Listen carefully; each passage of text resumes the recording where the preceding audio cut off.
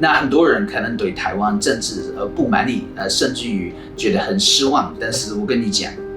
每一个国家有类似的一样的问题，民主不是一个完美的过程，所以一定会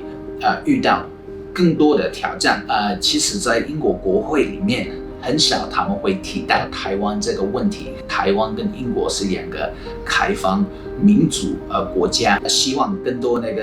在国际上政府可以认可台湾，或是注意到台湾。如果喜欢这个影片，你可以按赞、分享给你最好的朋友。各位朋友们，大家好，欢迎收看大风大哥大。所以今天我们要稍微谈政治一点，特别是英国政府开始对台湾的态度。前2个礼拜，在英国国会里面，Liz Truss 是英国执政府副首席他是负责外交部，有一些国防部这方面的政府，但是他也很可能是英国执政府未来的首相，因为你知道 Boris Johnson 目前辞职了，所以现在他准备下台了，所以 Liz Truss 很可能是英国未来的那个首相，给英国保守党Conservative Party 政府。那话说回来，他在国会里面特别提到台湾的问题。那其实实话说，英国政府对台湾的态度可以说比较冷面一点除了一些少数贸易活动，还有一些文化交流，台湾跟英国的往来的那个政府的关系，也甚至可以说没有什么大的关系虽然英国以前指出，他说虽然我们支持民主自由，但是我们要仍然维持一国两制的原则，以一国两制为主所以大概就是这样子，也没有其他的。但是他前2个礼拜发表说的，他说关于这个乌克兰的那个战争的问题，他说我们不能让台湾变成第2个那个乌克兰，我们不能让中央政府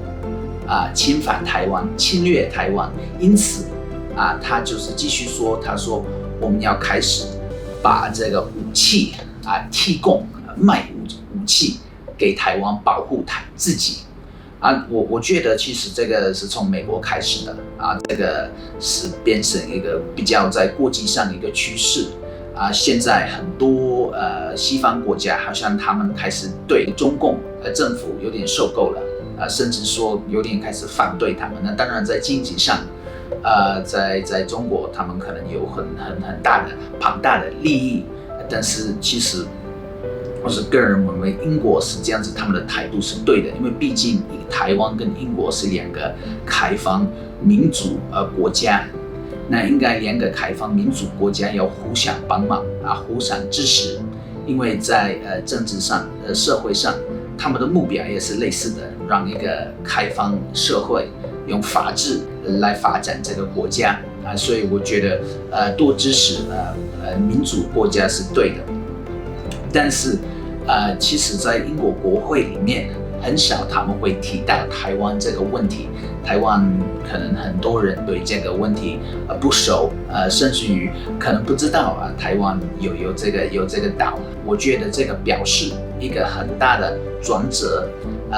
对于这个台湾的问题，也英国开始对台湾的态度，我觉得快要发生一个很大的转变。那我刚刚讲的，他现在是